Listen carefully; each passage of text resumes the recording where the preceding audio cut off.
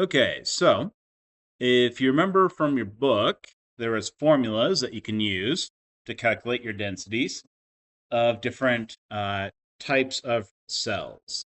So in this case, we're going to be using a face-centered cubic, and it's very important that you have the radius here, which is in picometers. So 144 picometers. Okay, so the last point that you need here that isn't in this information is how many atoms there are per unit cell, right? All right, so we're going to go through, now we're going to do this. So to get density, you're going to need volume, and you're going to need mass, right? And so to get the mass, you actually need the number of atoms per unit cell, and then you would need the mass per atom, okay? The easiest way to get the mass per atom, that would be in grams, because you need this in grams at the end, grams per cc, right? Grams per cubic centimeter, is going to be taking your mass from your periodic table up there, and then you're going to put that against Avogadro's number, right? Because that would be 1 mole, and that would give you your grams per atoms. Okay? And then that's going to be equal to 4 atoms over the mass of 4 atoms, right? And then you'd solve for that through a cross multiplication process, right? Okay. And that's going to give you here a mass of this number for your 4 atoms, right? So that's going to be your mass of your unit cell. Does anybody remember how I get the number of atoms in my unit cell?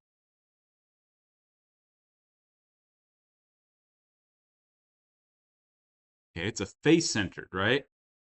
So each of the face has half an atom in it, doesn't it? Okay, and then each of the corners has an atom that's only 1/8 in it, right? And so you'll have 8 atoms that are only 1/8 in it, and then you'll have 6 atoms, base of a cube, right? That are half in it, okay? That contribute half an atom each in each of those faces. All right, so that gives you 3 plus 1, and that's 4 atoms. All right, anybody have any questions on how to get the mass? So once you have the mass, the next part is the volume. And this is really, really where life becomes so much easier if you go ahead and look at the table, okay? And so the table actually has a formula that would give you the volume for a face-centered cubic cell, right?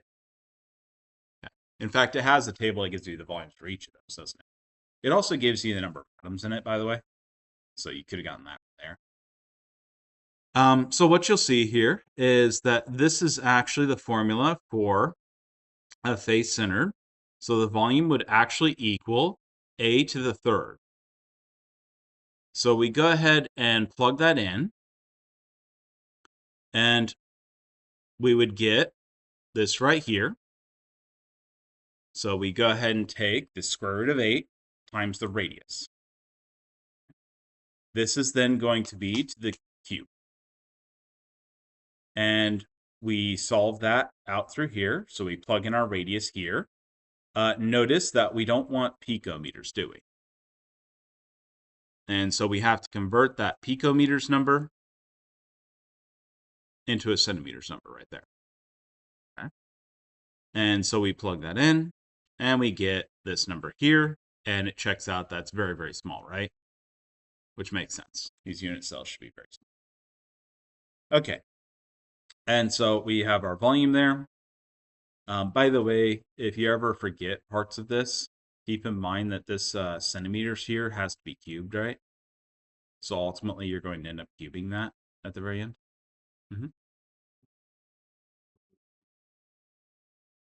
That's the difference between the A, the definition of A, and your radius right here. So if you're looking at, for example, a face-centered cubic cell, so you have to go along the diagonal. Do you guys have that table in front of you? Okay. Yeah. So this is the radius relationship. So you'd go down here to the face-centered right here.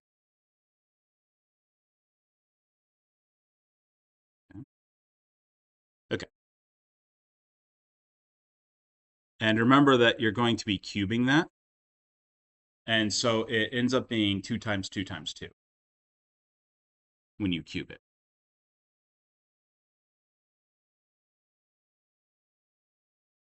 So when you cube this relationship right here for a 4R right here, you need to go ahead and multiply that over times the 4.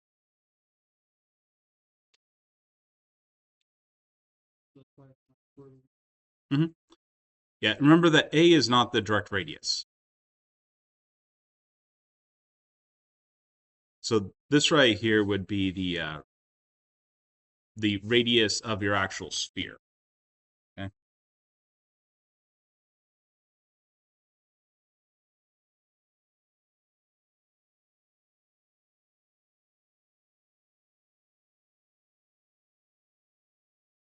So another way of saying this is we're going to substitute this relationship in.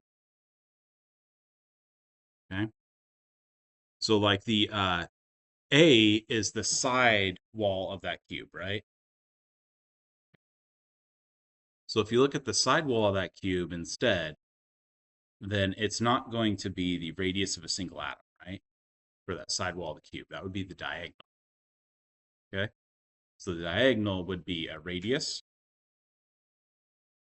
Here, do I have a face-centered cubic cell up here? Show you guys.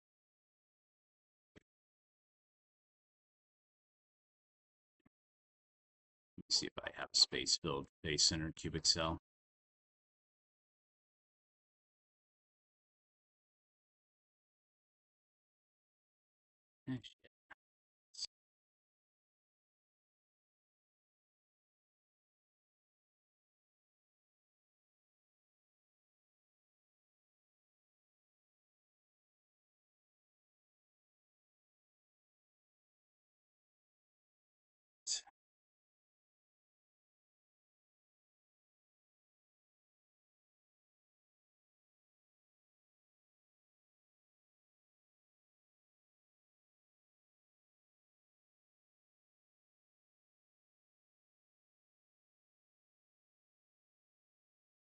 Shit. Of course, it doesn't give me access to it. That sucks. All right, I'll have to get a face-centered cubic cell picture. What you'd see is if it's a face-centered cubic cell, you don't get the side wall from the radiuses. The side wall is would be a radius, a blank space, and then a radius. Okay. What you end up getting is the diagonal. And so when you, am I showing? Yeah. So your radius here, you have to actually reverse this relationship to get that side, right? And to get the volume eventually. Okay. And so you're going to multiply that by 4 over here. And then you're going to divide that over. Okay. And that's going to give you your A sidewall in terms of radius, which is what you have. Okay.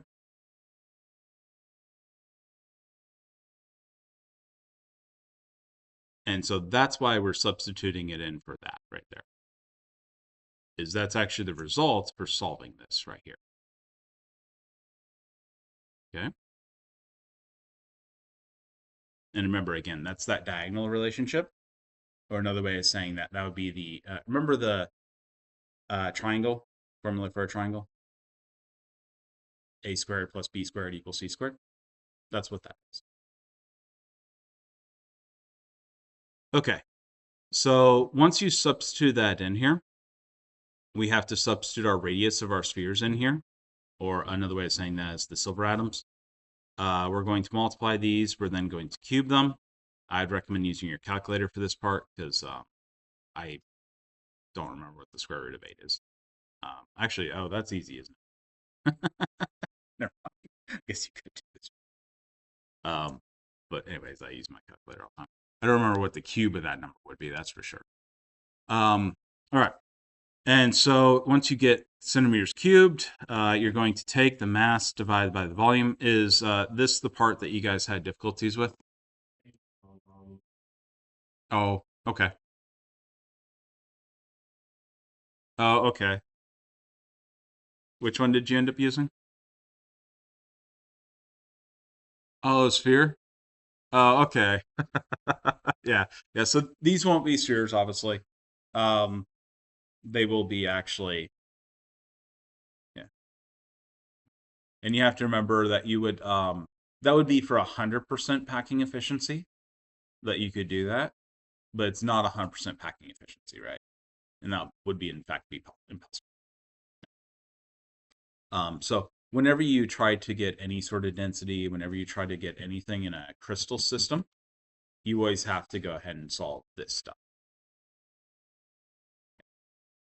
Okay. Okay. Um, did anybody have any questions? Okay. Fantastic. Yeah, I really probably should have had a little diagram over here, so so I could have done geometry, right? Okay, so we were on what slide? We were on 27, I believe, right? Yeah. This probably looks familiar, I imagine. HCP. Okay. Very good. Okay, so this right here, actually, this is where we left off, isn't it? I don't remember. So we have the 32 crystallographic point groups. If you want to see the rest of these, of course, look in your table. I just did not have room to put all these on there, and it just doesn't make any sense to bother. You'll see that the 32 are listed out. However, keep in mind with our new lattice translations, which are the screw axis and glide planes added in here, you would have 230 possible combinations. That would be the new space groups. That would be ignoring the redundant results. There would be, of course, redundancies. They'll be degenerate. They're actually the same thing. You're just looking at a different angle. So this is actually how you designate these. These are the number, and then this is the Schoenfly system. You might recognize that Schoenfly system from the previous symmetry work, right? And so, for example, this is a C1. This is the Hermann-Magen system. So this is actually how you would organize these crystals in a database. Okay, and so you would use this as one of the numbers that would organize these crystals in a database. Okay. And then this is the triclinic, monoclinic, etc. This one, for example, being triclinic. These would be projectors out to the surface of the crystal, and this is where it is within that surface of the crystal. This one's a filled one. This one's a gap. And everybody said okay? Okay. And you can kind of see it, but it's not exactly the easiest thing in the world to see the symmetries. But like this is a C1, right? Because you can't do any rotations, you can't do a reflection. There's just nothing there. This one right here has an inversion that you can do, which is kind of difficult to see in these cases because remember you're doing in a 3-dimensional crystal instead of a 2-dimensional, right? But like the CS is very easy to see here. You can see that that's a reflection. In fact, this is the reflection right here, isn't it? Okay, and so that's actually quite easy. The descriptions, representations, and symmetry properties of those 230 space groups are actually tabulated. If you want to see all those tabulated, you'd go to the International Tables of Crystallography. It's online, and you can actually see the whole thing. Okay, and you'll see examples, etc. I actually gave you a link on that page that I put on the. Did everybody see that page now? Okay, go on your Canvas and go to Pages, and you'll see I have a page of like handy links to useful stuff for all my courses. And there's actually one there that has like the entire crystallography database where it has different examples of them, and you can see 3-dimensional models and breakdowns of their symmetry and all that. But it's really nested, so you have to go through and click a lot of links to get everything. Okay. If you look this up, just Google International Tables of Crystallography. It will actually have the just table it's a little easier to look at. So each entry is going to list the space group, that's a unique identifier, your point group, your crystal system, your lattice dimensions, your position of your bases, which are your coordinate system, and the conditions required for certain X-ray diffraction planes to be observed. And so this is where it's a little bit more complicated. It's a applied table, okay? It's actually based on experimental results, which is the X-ray. Does anybody know the abbreviation for X-ray, by the way? XRD. Okay. So if you ever hear XRD, that's X-ray diffraction. So the nice thing about this is you can always tell what this coordinate system is very easily by just taking and growing a crystal. If you can grow a relatively pure crystal and put it in XRD, you're going to know this, okay? You would just work backwards. So you get the XRD result, and then you go back to the tables to look at what the XRD planes would be, okay? So again, the X-ray diffraction, this is going to be X-rays have similar sizes to atoms, so their wavelengths actually correspond to atom dimensions very closely, right? The electron cloud diffraction / scatter X-rays, so they diffract or scatter, okay? The order patterns are actually going to be caused by the interference patterns. Have you guys ever used a flashlight? Okay, and do you see the different rings where it comes out? That's the interference pattern for the flashlight.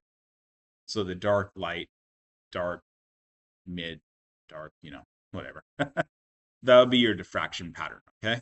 And that's happening because it's diffracting off the back surface of the light and then being reflected forwards, right? And so that's actually an extremely similar phenomenon to what's happening here, right? So what you're getting is you're getting an X-ray that's going to be a bunch of parallel rays coming in, and they're going to hit the surface at some sort of incident. Okay, this is called the incident. It's the angle at which you hit the surface of your crystal.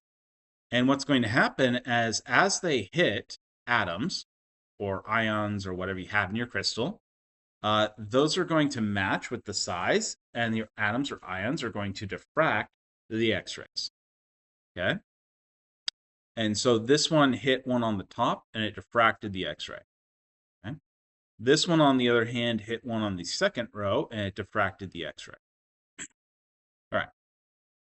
Now, this is actually a fairly standard diffraction formula. So your two parallel waves, which are in your front of your X-rays, wavefronts of your X-rays, they're going to have a monochromic wavelength that's going to impinge upon the face of the crystal. Impinge meaning go through the face of the crystal, right, at an angle. And this relationship's actually going to match up with the wavelength that you selected for. And so that relationship is actually in wavelength is going to equal 2 times the distance being this distance right here, times sine theta. And so sine theta is something you also get to select for. It's the incidence at which your crystal is refracting. So you can move that crystal very carefully, just small increments, until you get the correct diffraction pattern, and then you'll know sine theta. Okay, this right here, by the way, is the relationship between d sine theta versus d, and that's the angle. You'll recognize that from pre-calculus probably. Is that where you guys all got that? No? Did you guys ever get where you worked in triangles and you did the angle versus the side on the opposite side? Okay. And so this d distance here, that's that side, times sine theta, that gives you this right here. Okay.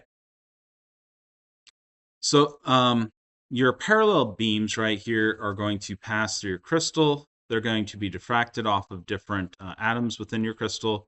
This is actually going to tell you the distance between those atoms. Now, it's a little bit more complicated, but you'll see in a bit that's not. It's actually pretty simple once you get started.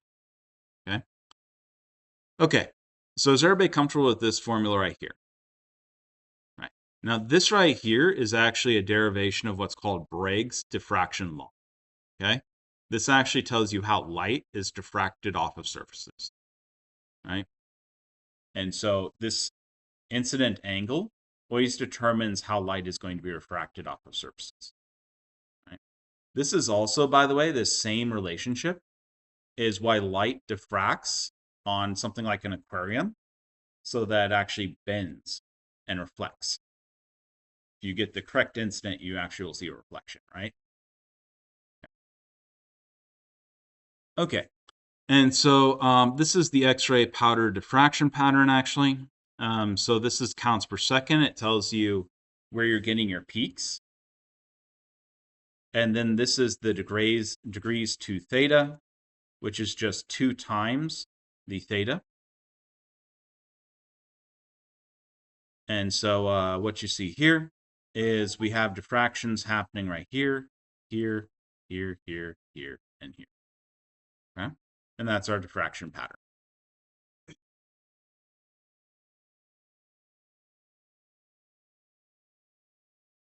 Yes. So that's some multiple of the wavelength, because it's not just going to be one right here. The next one down is also going to hit this one. And so you always have a multiple of the wavelength that this distance will be related to. Like, for example, this is going to shift if you have larger wavelengths. This is going to shift this up and give you different distances you'd be selecting for.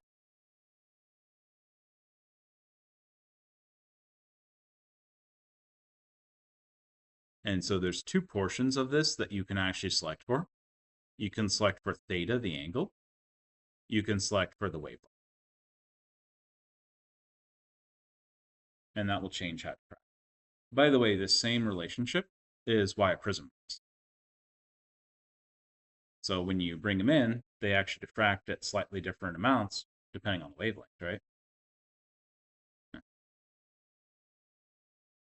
That's the same. Okay. This is actually your set of Miller planes here. And these are actually the indices that you would see. So how you would designate these is these would be your D, and then you'd have an H, K, and L, H, K, and L. Okay? All right. And so this is going to have the values of H, K, and L. These are going to derive from a whole number ratio of your reciprocals of your crystalline axes. These are going to be your A, B, C axes. They don't actually need to be orthogonal to each other, though, these indices. Okay, so let's look at some examples, because that's going to be your easiest way to actually understand these.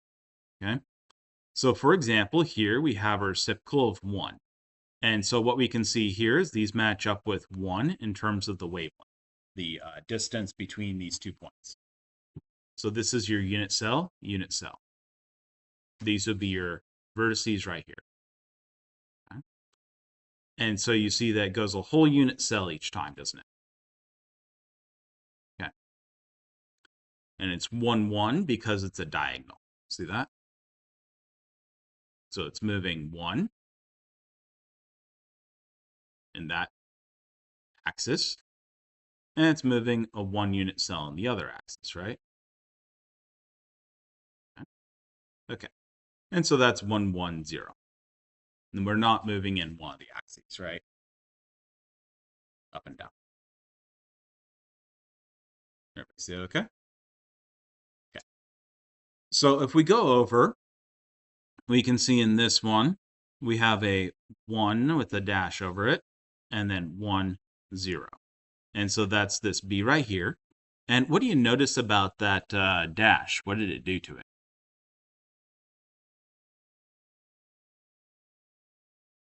We're negative, right? Yeah. So that's -1. Other direction. Okay. And then this one's in the z-axis or the c-axis in this case. And so we have ones at this c-axis there. Okay. And so over here, we look at the e-axis. And what do you notice about within that unit cell? How many do we actually have of these planes of reflection? Yeah, these Miller planes. Yeah, we have 2 per unit cell. And so that's the reciprocal, right? 1/2. Okay. And that's so you don't get fractions. Okay. Can you guys see how you'd read those now? All right, so these are constructive and destructive interference. So constructive interference would be where peak matches peak, trough matches trough, right? Okay. And so what we would see here is we have 2 incident beams that were matched, right? They're parallel beams, okay? And so one strikes this atom up here, interacts with that one up here, and that causes the diffraction, okay? And then over here, we have one atom interacting with this atom here, and that's actually going to cause a destructive interference. See that? And so this would actually give you the body centered. It leads to destructive interference for parallel wave fronts. It would have been constructively interfered in a primitive unit cell. And we can see that in this black one versus this black one. See how they match peak to peak, trough to trough, more or less. And so that's constructive interference right there. The red one's destructive. And that happens whenever you have the body unit cell for this. So, destructive interference. Okay, so these are some different diffraction conditions for different types of centering.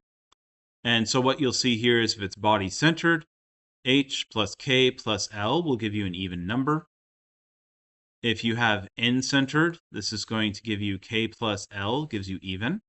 And so if we look up here, if we added all 3 of them together and gave you an even number, this would be body centered, right? Okay.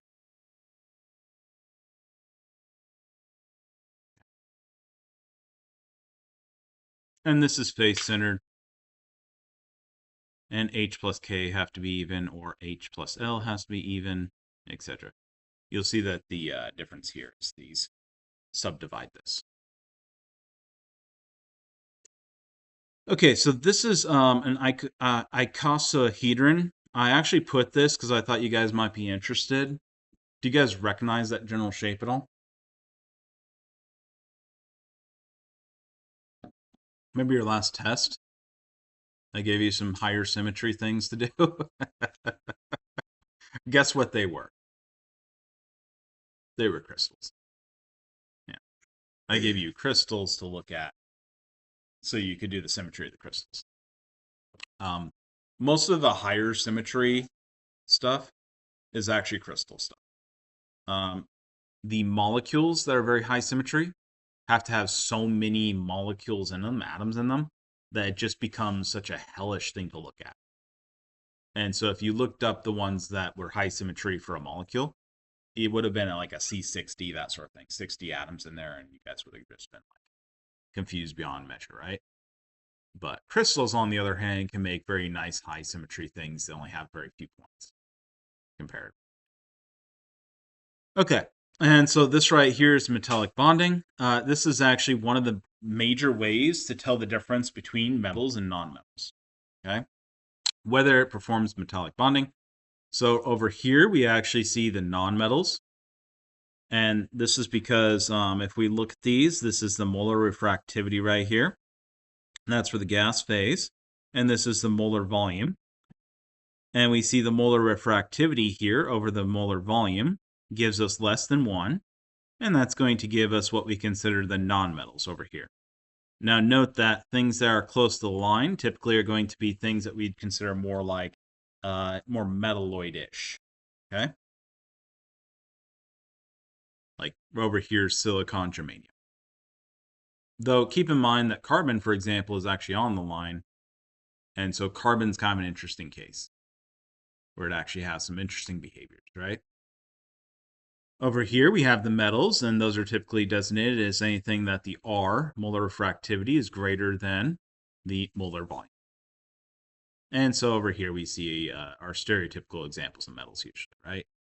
Now, note that this starts falling more and more apart as we get more lower on the periodic table, because we can have more like covalent bonding sort of characters, more like non-metal-ish characters, okay? Less stereotypical metal characters. All right, so right here, this is a more rigorous definition. So a metal is going to be any substance that identifies, fulfills this equation right here. R is going to be defined by their molar refractivity.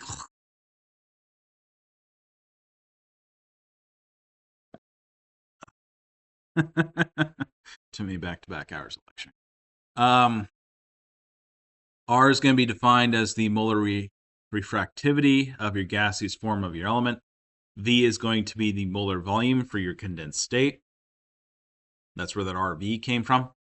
The molar refractivity is going to be equal to this equation right here, which is the 4 pi Na over 3. This is going to be times the volume, the polarizability, volume polarizability. You'll notice that that's that same thing from chapter 3, which is the alpha V from chapter 3. The metallic character will actually increase with the polarizability of the atom. It's going to decrease with its size. And this is one of the reasons, for example, as we get lower on the periodic table, we typically get more metals because that V goes up, right? Tremendously. Also, the polarizability becomes more polarizable as we go down, right? So the less influence the nucleus has over its electron cloud, as measured by its polarizability, the more freely electrons can migrate across your metallic solid. And of course, this creates that same relationship. So as we get less and less control of the nucleus by its electrons, we get greater polarizability, and we get more metal behavior. The orbital overlap between neighboring metal atoms in a solid is actually less diffuse for atoms having smaller molar volumes. So the tighter bound it is, the less metallic behavior you usually see. Now, you'll note that most of the metals you probably think of as being metallic character, like conductivity, that sort of thing, are actually down below, especially like in the transition area. Okay. The stuff up and to the left has a lot less metal-like character than you're used to. Not very useful for things like conductive wires, right? This is actually the free electron model of metallic bonding, and this is what's called the particle in the box. Okay, so it's actually defined limits in which you look at the standing wave that would be a electron particle. Okay. So we would assume here that the electrons exist in a cube of metal atoms. All the edges of the cube would be a length of L. That's where that L comes from. So since the potential electrons inside the cube is going to be constant, we can actually set V as 0. And we can get rid of that entire term out of this, which lets us solve for this, actually. If we plug a wave equation in here for a three-dimensional particle in a box, this is going to give us this result, which is 8.5, which is the important part of this that I want you to kind of have an idea about. And these would be your quantum numbers right here. So your quantum number X, quantum number Y, quantum number Z. And then that's Planck's constant. Okay, these would be positive integers actually. So they'd be 1, 2, and 3 positive integers. And we can actually further simplify this to this right here, which would put that against r squared. You'll recognize r from up here.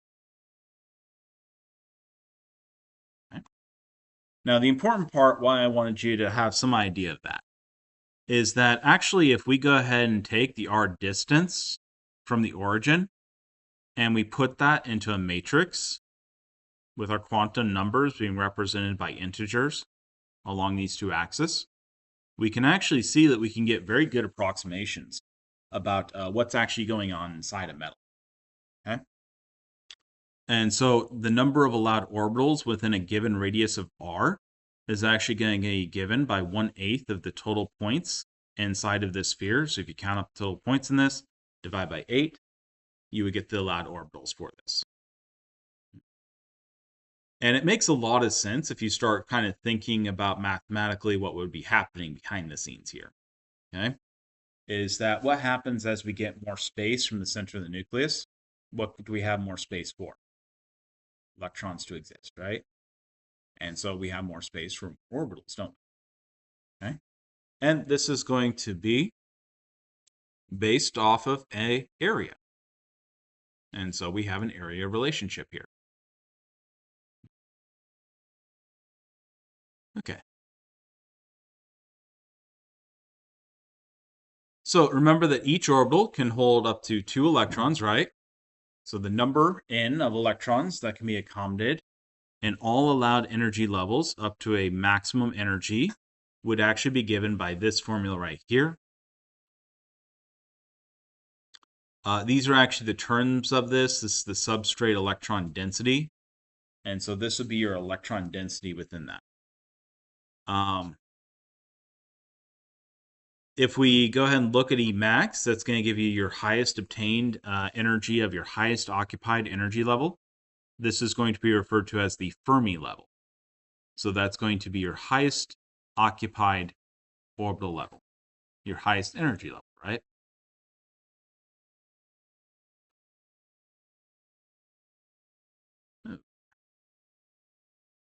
Okay. So keep in mind that when we're looking at this, this is going to be a bit different than an ideal gas, right? So the major difference between an ideal gas versus a free electron model density is the conduction electrons is going to be much larger than the density of an ideal gas. Okay? And so you're going to have a much more larger density of electrons in these models than you would for an ideal gas. This is actually going to cause your EF to be considerably larger for ionized electrons. Remember, that's your highest energy level. Okay? That's your Fermi level, your highest energy level.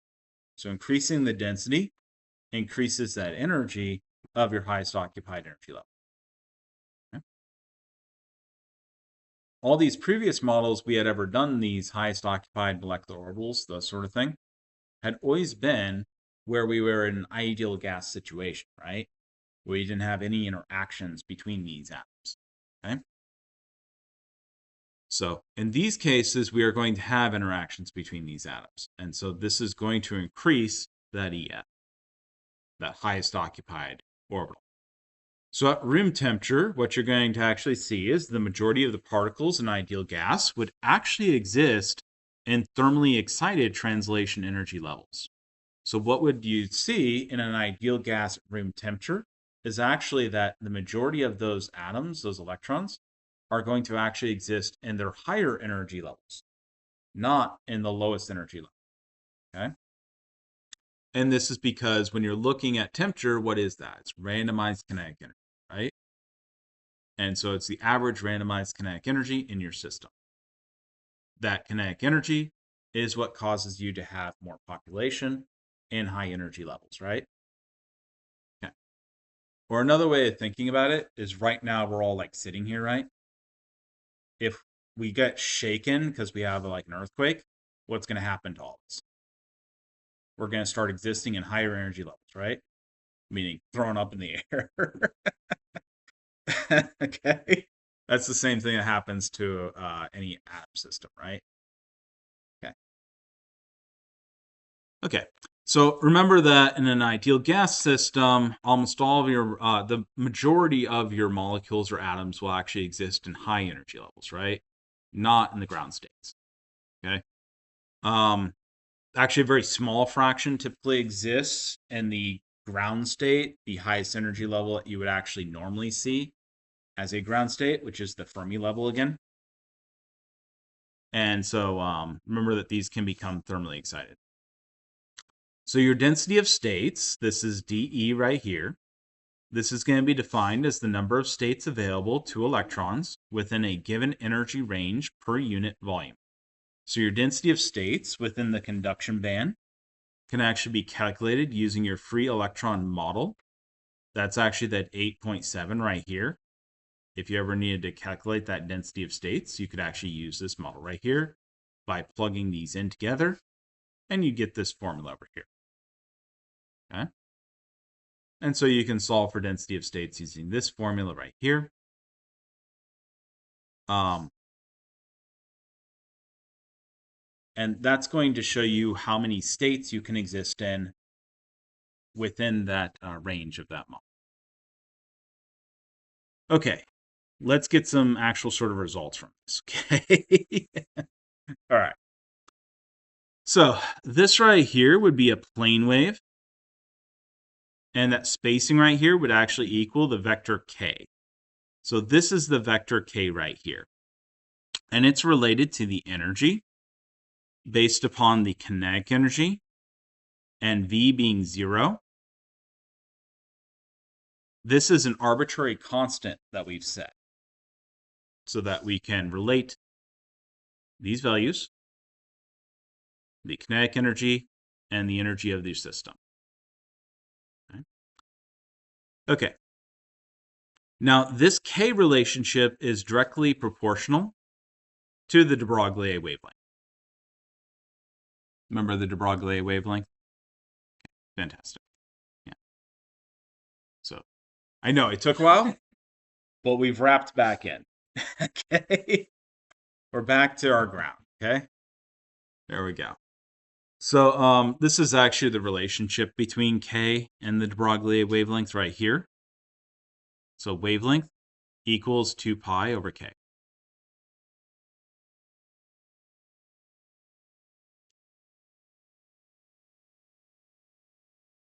Okay, so the only acceptable values for K are actually these values here. So these would be the acceptable values for K. And those are going to be 0 plus or minus 2 pi over L plus or minus 4 pi over L. And you just keep going up 2's. Okay. So for the energy levels that are greater than 0, you're actually this is going to be doubly degenerate right here, 17. And you're going to have these positive, negative values, that's being the doubly degenerate, right? And these are actually the peaks and troughs of this wavelength right here. Okay. All right, so this is actually what it all translates to. And these are the energy levels of your electrons within this metal system. Now, this is going to be more of a metal system that you would see somewhere up on the top left of your periodic table. It's actually going to become, if you try to calculate it, more difficult. If you try to use it, much easier. Okay. And that's because we're going to get so many energy levels that we'll actually get bands. Right. So again, this would be your free electron model. This is an approximation of your system. And what you would see here is that these would actually be your energy levels. And at K equals 0, you only have one energy level. And all these other ones, you always have a doubly degenerate one, which is the positive and negative, the trough and peak. Okay. So the experimental properties of your metallic solids. This will include things like the range of energy levels. This will include things like the density of states. This will include things like the temperature dependence of your heat capacity. So everybody knows that your heat capacity changes as you heat it. No? Okay. So if I heat something, does it heat as fast when I go at a certain temperature? It's like if I was at 1,000 Kelvin versus 10 Kelvin, would it still have the same heat capacity? What do those atoms look like? At 10 Kelvin, they're not moving a lot, right? And so if I hit one side, they'll go ding, ding, ding, ding, ding right down the line, right? And so I'll have a pretty good heat capacity, let's say. Nice metal heat capacity, okay? And so if I have a higher temperature, what's happening to those atoms? They're all vibrating, aren't they? And so they're already moving around. And so if I had something that I was trying to hit it repeatedly and get it to move around, right? If I hit it more, does that change how the next hit is going to translate? Yeah, it does, doesn't it? And so heat capacities change as you warm things. So heat capacities actually change depending on your temperature, right? And so, for example, if you take a metal and you heat it, the heat capacity will actually change after you get to certain points. It'll actually change slightly all the way through, but there'll be larger changes at certain points. And that's where that rating for like metals comes from. So like a pot would be rated for this heat range. If you were to look at like forges or something, they'll be rated for a specific heat range. Okay. Or like an oven, as you go higher and higher in temperature, the resistance increases and it starts causing it to actually burn out. Okay. Okay. So these are all dependent on this. You can predict this fairly well based on this free electron model that we had kind of been talking about a little bit. One of the other things you can do is the polymagnetic susceptibility for most metals. Also, the relationship between electrical conductivity and thermal conductivity. Are you all aware that thermal conductivity, so how something at different temperatures, the electrical conductivity changes? Was everybody aware of that? Yeah. Does anybody know where that becomes like really big? No? That's why, like, okay, so you know how wire is rated for amps? Everybody's aware of that? Okay. So the reason for that is because if you go over that amperage, you start heating the wire and the resistance goes up. And then once the resistance starts going up, the temperature goes up drastically. And so you start like burning and melting stuff around. Okay. Okay. So also the relationship between your electrical conductivity and thermal conductivity can be pretty accurately expressed by these relationships. The model works best for early row metals. The alkali and alkaline earth metals work quite well. If once you start mixing in d orbitals, this model starts going off its rails pretty quickly, and becomes much, much, much less useful. The d orbitals contract more than your s and p orbitals. Remember, as we add more charge, right, we get more contraction. We've seen that relationship a few times in previous chapters. That's one of the reasons that this is a big deal for that. This actually leads to narrower bands of energy levels. And so you get these starting to pull down next to each other, and it becomes much easier to jump from one to the other. And so once you start getting that pulling down next to each other, they start getting so close that your average room temperature system, you would just have everything jumping between them all the time. And so individual orbitals don't really matter anymore. Okay. And typically we call those bands then, right? And that's what you see in the majority of metal systems that you've probably thought of, like iron at room temperature. That's going to have a band that's a bunch of orbitals that are just really close together. And that's why it conducts really easy, is because you can jump to very small jumps in orbitals.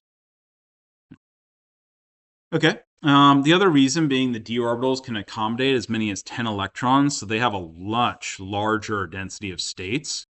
And so you have many, many, many states that you can be within a very short distance, right? And it doesn't take a lot of electron move to go from one orbital to another. Very small electron movements. Okay, so let's start kind of thinking about, okay. So we have here an example where we have nice split orbitals, right? We can treat these much like we would treat a nonmetal, right? where we have very distinct orbitals.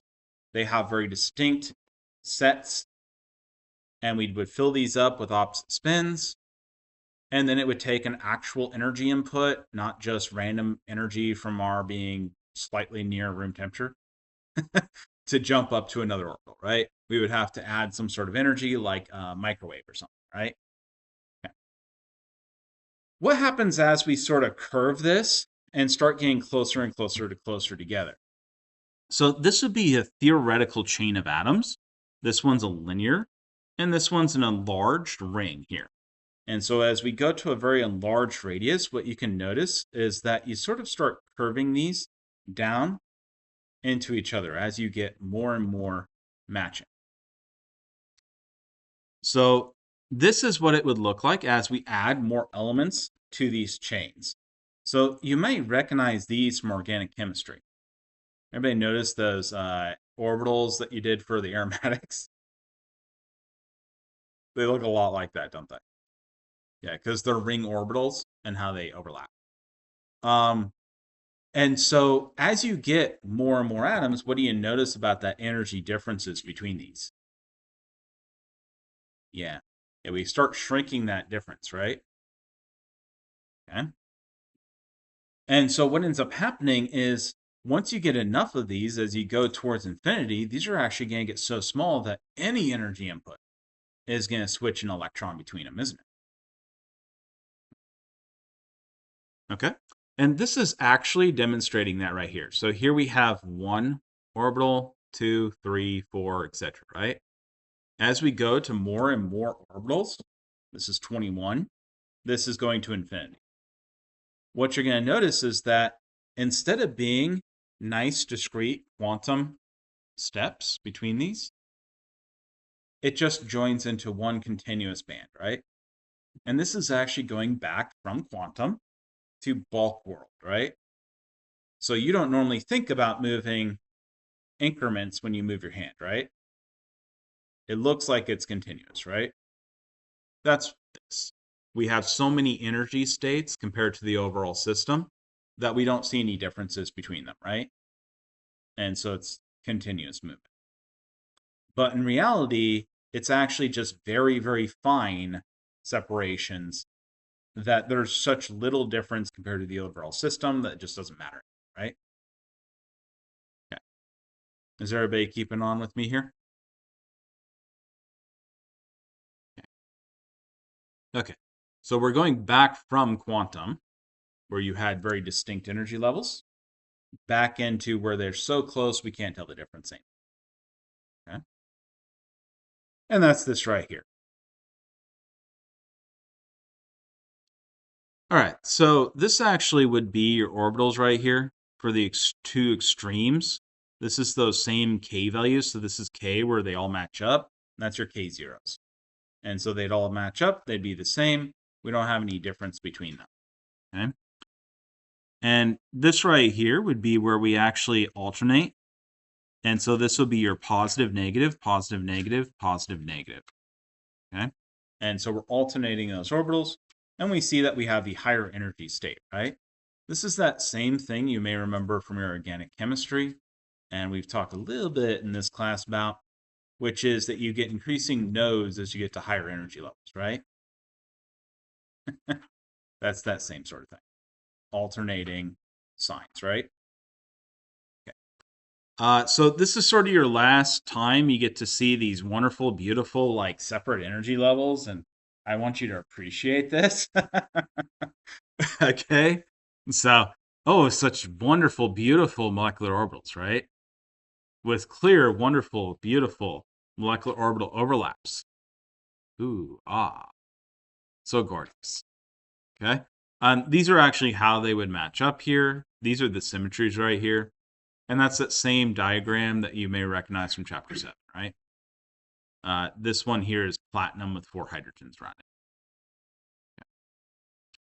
And so these are your molecular orbitals, and then you'd fill these electrons up, and you notice right here, that's your energy difference between your HOMO and LUMO, isn't it? Right there. Highest occupied, lowest unoccupied. Okay. Okay. These are actually how they would match up. Okay. And notice again, those are those shapes of those frontier molecular orbitals. In this case, we have Ds that are involved in this. Okay. Notice as we get higher energy, we have more times where we're going to have the alternating. See that? Which would create your nodes. Okay. So what you're going to see here is that our energy diagram, actually, if we go ahead and look at our internuclear separation, what you're going to get is these are going to start actually overlapping on those empty orbitals. And you can kind of see hints of it up here, where you can see a little bit of the overlapping here, right? And so as we change our internuclear distance, we're actually going to hit an inflection point. And that's where some of the p orbitals will actually start overlapping and becoming lower energy than your s orbitals. Okay? And that's because those are the high energy, low energy orbitals, right? Another way of thinking about that is as we go from S up to P up to D, we get more effect on being closer to the nucleus, right? And that's the same trend we saw before. Remember where the d orbitals, when we increased the effective nuclear charge on them, they actually had a larger effect than like a s orbital would have, or a p orbital. Okay. So right here is actually the difference between things like a conductor, semiconductor, and insulator. Has anybody ever heard of these terms and wondered what the hell are they talking about? No?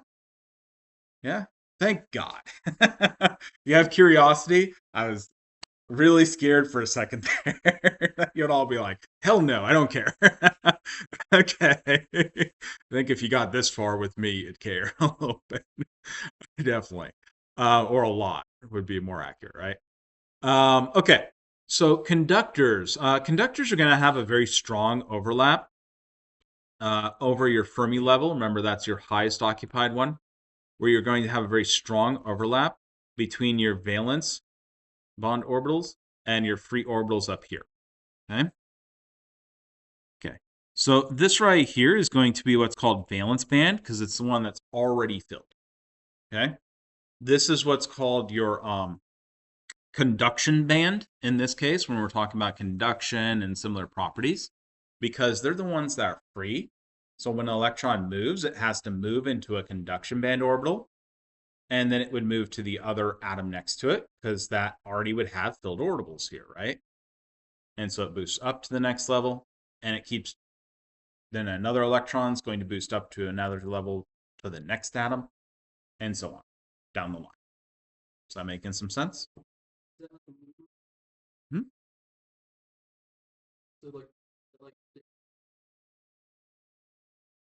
Yes. Yes, these would be HOMO-LUMO sets.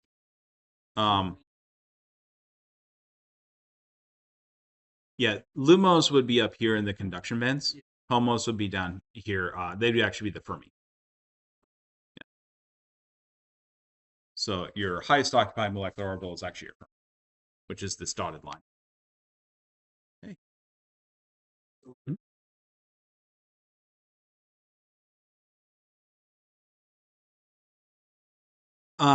No. So the conduction band is going to be your empty orbitals. Okay. Your valence is the ones that are filled by your valence electrons. Now keep in mind that, okay, so like for a conductor, these are they're overlapped. Okay. And you've actually had them where they've actually become overlapped. So if you were to have a system where these would actually just be independent, you would see that these would separate out. And you'd have your valence ones and your conduction ones. But in this case, they're so close, they actually overlap.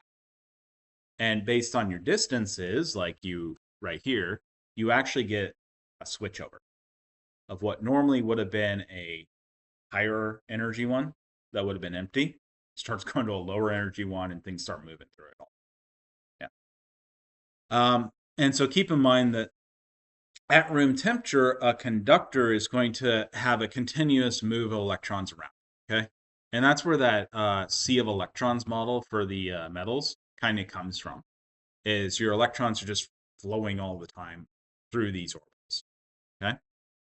And they're so close in energy that it just happens all the time. Room temperature, you're getting a flow. Okay. And that's why they're conductors. That's why they're good conductors. It's because it takes very little energy to move those to an orbital that's not occupied so it can move to the next one.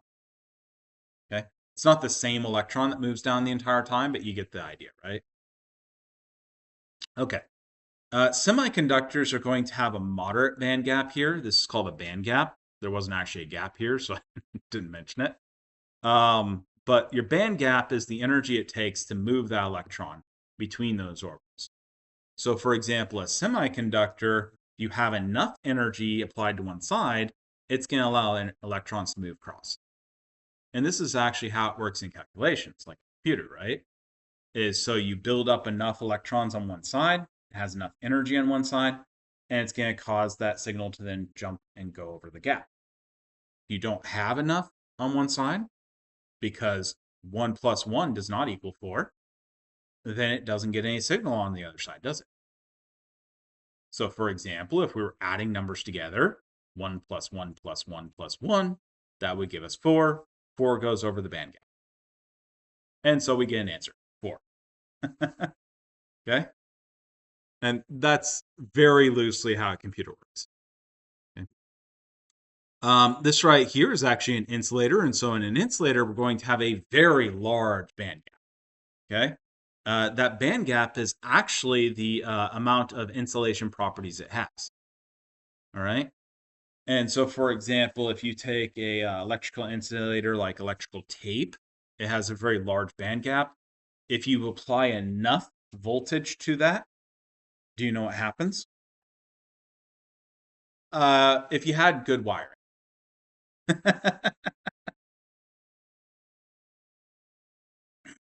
It's going to overcome the band gap. And so even though you have insulator, you could still touch it and get electrocuted. Usually what happens is something touches it and then it passes electricity through and it has high resistance. So it actually, some of that energy is going to go to thermal energy. And then it's going to melt, fuse, burn, start a fire, etc. Okay. And that's an example of insulator. It's failed because the band gap was not large enough to handle the amount of potential energy you were throwing in there, right? Remember that based on temperature, these numbers are going to change. So, for example, as you raise the temperature, typically semiconductors will actually start becoming conductors. And that's why when you're using a computer, if you raise the temperature too much, it stops working.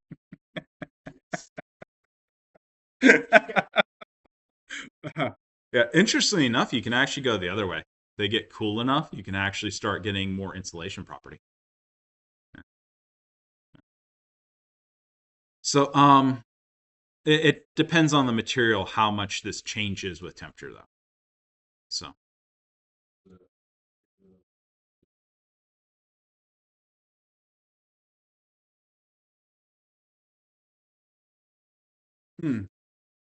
so there is usually a pretty strong relationship and correlation between those two things in most materials, especially metals. But as you increase the temperature, so thermal conductivity is not the temperature. Thermal conductivity is actually how well the temperature moves through it. So, like, for example, diamond has extremely good thermal conductivity, or silver. Those both have very high thermal conductivity. In fact, diamond has better. It's a higher thermal conductivity. But diamond has actually is an insulator. And you can actually dope diamond so it becomes semiconductor. Yeah, that's actually one of the next gen theoretical materials they're looking at. But it's not a conductor. It's very, very poor conductor. Silver, on the other hand, very good conductor. Or like gold, good thermal, good conductor as well. But yeah, it depends on the material. And the exact curve of those relationships, overall, as you increase temperatures, usually you become a better conductor. You typically become a worse conductor of thermal energy. Okay. I don't want to commit that you couldn't go the other way though, and there's a material that might go the other way.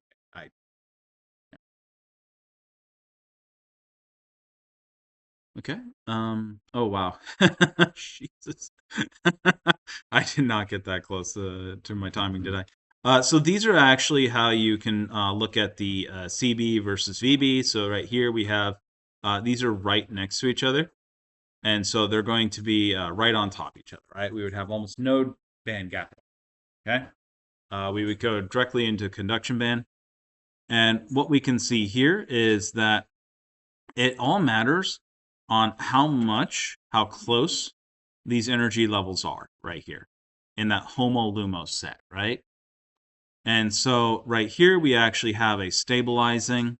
You have more bonding interactions. These are destabilizing because they have less bonding interactions. And notice that the difference between these is minuscule in terms of the arrangement, right? We just have one exchange here, okay?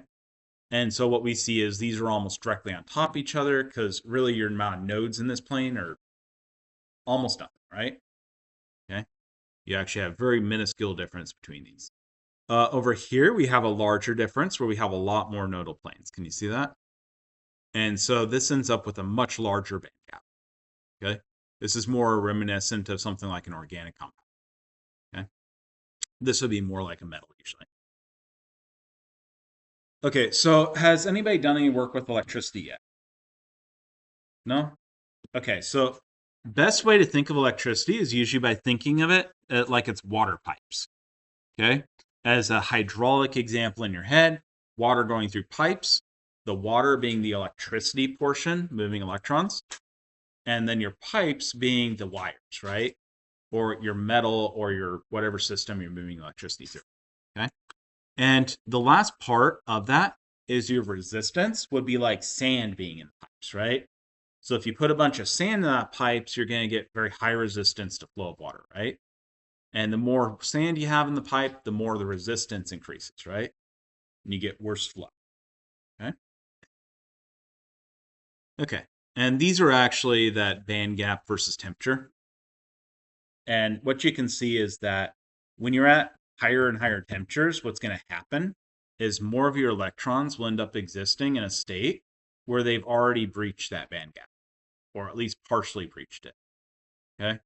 And so what you end up with is as you increase temperature, more of your electrons end up in higher energy states. Those high energy states are likely already in your conduction band. And so you end up being able to have higher conductance at those higher temperatures. This is actually partially why things that heat up at this. So right here's your band bending. I guess let me do this next time because I'm already after. I'm already past. Here, we'll start up here next time. You all have a good day. And good God, I need to try